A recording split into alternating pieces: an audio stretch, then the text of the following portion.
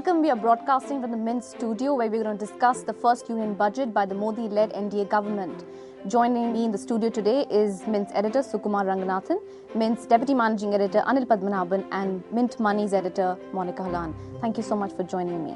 So to just start off, the first question is, ahead of the union budget, Arun Jaitley had identified three main challenges, one being fiscal consolidation, the other being curbing inflation, as well as boosting economic growth. Now that the budget is out, do you think that the budget is aligned with addressing these three challenges? Sukumar, I'll start with you first. I think there's one big picture, right?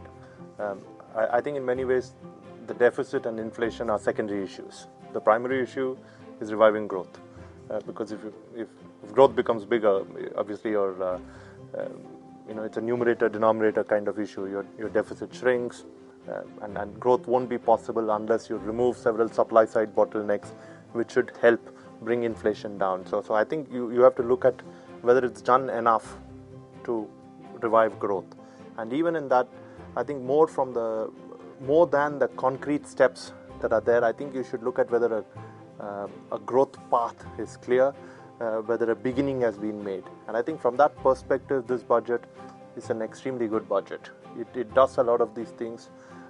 It talks the right talk, and budgets largely talk, right? They're followed up by the walk, which is all the nitty-gritty of actual governance.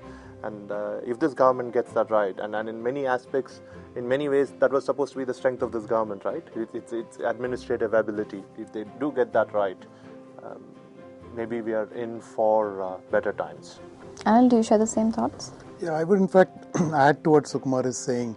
First off, I don't think we should look at this budget as whether it does these three things, because this budget, if you look at it in a very holistic manner, to add to what Sukumar is saying, is a very transition budget which prepares India from this government's point of view to a new scenario altogether.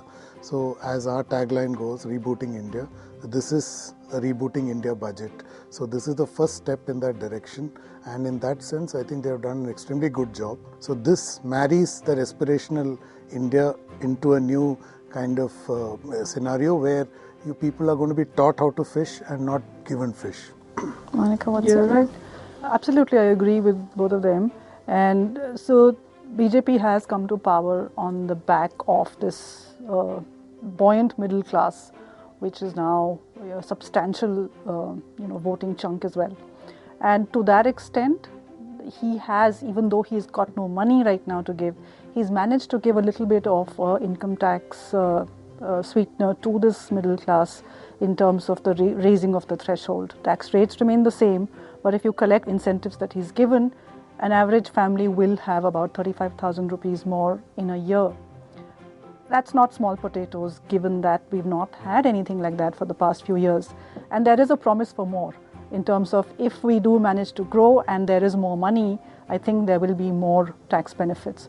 To that extent, I think he's done extremely well. So another point is, when you're talking of fiscal tightening, the quality of fiscal consolidation is quite important. And it was always mentioned that there should be a coordinated approach between the monetary and fiscal policy. Do you think this budget is aligned to that? If you were to look at this budget, it's a very bottom-up kind of budget. There are lots of little things that have been done. You have the ingredients in place, right? And it needs to sort of, all these ingredients have to manifest themselves in the form of a desired end product, right, which does what is required. So I don't think we need to look at this balance between fiscal and monetary concerns and things like that. We all know that that's important. It's economics 101. That's how you run a company, that's how you run a country. But I think over the last 10 years we've sort of drifted away from that, and many of the things that really helped India take advantage of extremely conducive global macroeconomic conditions, which resulted in 8% plus growth in the mid-2000s, were just forgotten, right? So between 2004 and 2014, we significantly drifted away from that. And I think this budget, like Anil put it, is a transitory budget. In many ways, this is a budget where you prepare for the leap, the step function, right? You prepare for the step function and you move to that, and then you move forward from there. So from that perspective, I think we have all the beginnings in place, we have all the ingredients in place. We'll have to see what happens. Just to explain this point further, the relationship between the fiscal policy and monetary policy is not necessarily linear.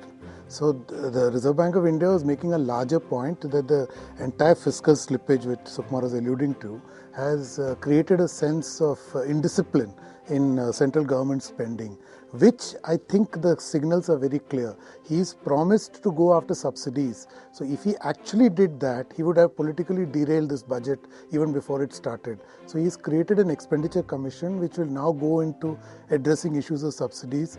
Last week there was a meeting where the Prime Minister chaired and he talked about targeting the subsidies. So this government, actually this budget is a rightward shift. So I think we should not be under any illusion that they are going to go after a lot of these subsidies issues. They don't have any ideological issues in going after it. So what the most important lesson you have to draw, if I was RBI, is that yes, those milestones have been created. Now he has to achieve them. Also, it was good to hear him coming back to the FRBM targets. I mean, exactly. You just hear 3% fiscal deficit target is music. And I'm sure revenue deficit he's talking of is zero, which is the way it was supposed to be, 10 years back. So it's just good to hear that, because once that does happen, then the RBI governor has much more elbow room once the fisc is in control. So again, he can't fix it in a year, but at least there's a roadmap to say, okay, 3% by 2016. And that commitment in many ways was what I think the Reserve Bank was looking for. Yeah. That commitment was not coming from the previous government. Like this Fiscal Responsibility and Budgetary Management Act had really been put in abeyance, right? All the targets had been missed. And I think RBI wanted some statement, some articulation of intent that this would take center stage of the entire fiscal management process again. And that signal is very, very clear. It's an unambiguous signal that they're going to sharply focus on that. So you don't think he accepting the 4.1% of the GDP fiscal deficit target is ambitious? It's something that shows intent and shows an interest in trying to revive the economy? Yeah, as in it's a good thing to do, right? As in when you set out to do something, you will have to start with the belief that you're going to do it. If you start with the belief that you're going to not do it, I don't think it makes any sense. And I'm very happy that he's actually been brave enough to sit down and say, like, listen, I'm going to take this. Because also, remember, if he misses it, it's not as if people are going to say, oh, it's all right, you tried and all. The rating agencies will be pretty harsh about it. His job, he's under a microscope and he knows it. So it's a fairly brave decision to take that target. And how do you explain how the markets are reacting? It's a very confusing reaction. How do you explain that? I think Monika should take Yeah, right. Markets, I think, are reacting to different pieces of news, and as it digests the fine print better, it goes up or down. So I think we've ended with 70 points down, and that possibly is because they figured out that the dividend distribution tax is actually going to hit them by 3 percentage points more than it was before. So I think market is reacting to the fine print in the budget, but it isn't as bad as we started out to be. It tanked when the speech began, and then slowly as the proposals came in, we saw the market going back. So I think we should, to be fair, give it a week for everybody to digest the budget before we say markets are happy or sad. Markets are overall very happy. So to end this discussion, I'm going to quote some of things that you said in the 2013 budget, when the 2013 budget came out, and I want to know whether you hold the same stance or it's different. So I'm going to start with you, Sukumar, and you said that the budget 2013 says the right things in terms of politics and doesn't say the wrong things in terms of economics. Do you still hold on to that thought? About 2014? Yes. Well, 2013 budget actually it ended up doing nothing, right? As in, it said a lot of things and many of those things were not done. So 2014 budget, I don't know whether it says the right things politically or not. And actually, we are now in a position of luxury where it doesn't really matter whether you say the right things politically or not. It's not going to affect this government in any way. It's a government which has just taken over. It's a government which has taken over with a significant majority. I don't think they should be worried about it, and I don't think they will be worried about it.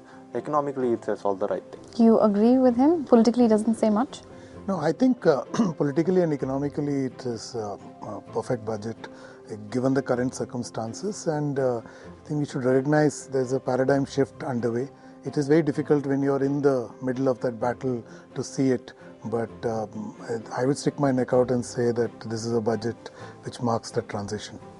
Monika, any views? I'm looking at it as a roadmap to the real big budget for this government a few months down the line. The time was very short, and you cannot shift something which is going in one direction to the other direction overnight, because you will destroy a lot in that process. So it's a transition, as Anil has said, and we should wait for the next, not just the next one budget, but few budgets to really move the whole economy to the right, the way the indications are that it will be. Which could mean that budget for 2015-16 may actually be a big bang budget, right? That. Okay. So Anil, you famously said, if you can't do good, don't do harm. You hold on to that thought? Yeah, this government, they haven't done any harm. I don't think so. And the markets differ, but I think that's a difference in perception. Like Monika says, it'll give them a week, they will come around. So I think they've definitely done good, and they've done, I think one of us dropped the phrase somewhere in the discussion saying feel good. And there is a feel good about this budget, which is part of the ethos. So Monika, you felt that Chidambaram had given a decisive statement on the implementation of the FLRC report, which is deep reform of the financial sector. Do you think this budget also gives some support to that? That's the positive thing about this government, that I see that they are not just throwing away the projects of the previous government just because they are from a different government. You look at the commitment to the Indian Financial Code, the FSLRC. You look at several of the, like UID for instance, so it's not part of this budget, but they're just carrying forward some of the good work that the previous government had done. And personally, I think it's a great win for consumers in the financial sector, because the Indian Financial Code really puts consumers at the heart of the financial system. So personally, I am very, very happy that we're going to actually see this new financial code come into being. Great. Well, on that positive note, thank you so much for joining me. Hope you all enjoyed watching the show. For more, keep watching.